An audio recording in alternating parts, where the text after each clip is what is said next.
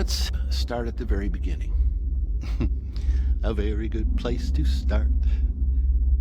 Superb advice from one of the most famous movie songs of all time. Fitting. Genesis means beginning.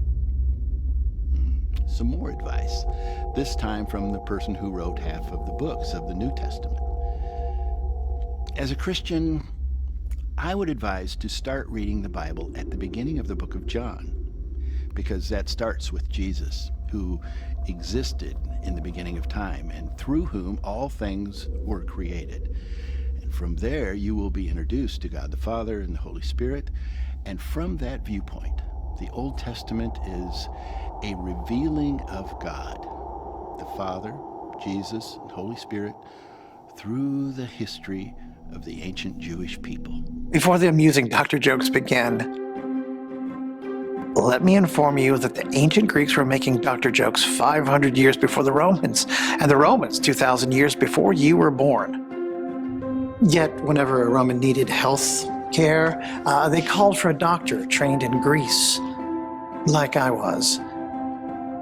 We were the best.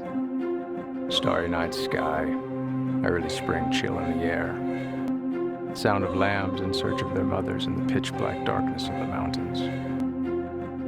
I am a shepherd. My father, Jesse, had dozens of sheep, and as a child, I took care of them. At first, I just went out with our hired hand to learn his ways. By the time I was 9, I was taking care of the sheep on my own.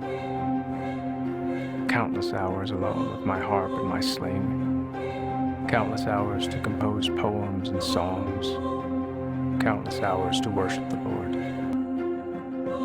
Some people think of me as a warrior, or a king, or the richest man who ever lived. I am a shepherd. Would I have married Jacob if I had known he was under a death sentence for committing fraud twice? Probably. He was very handsome and clever. Would I have married Jacob if I had known what would happen with our children? Probably. Actually, yes.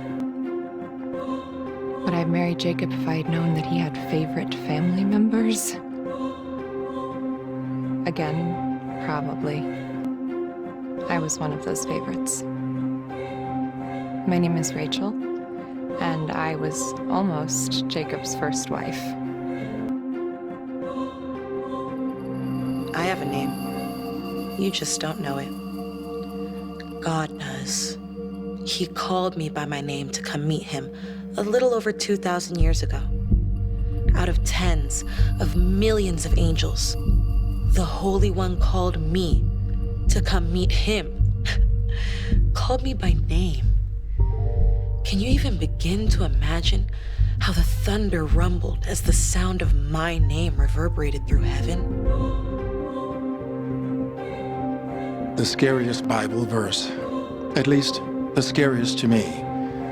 It doesn't have to do with the number 666 or the devil or anything you probably think of.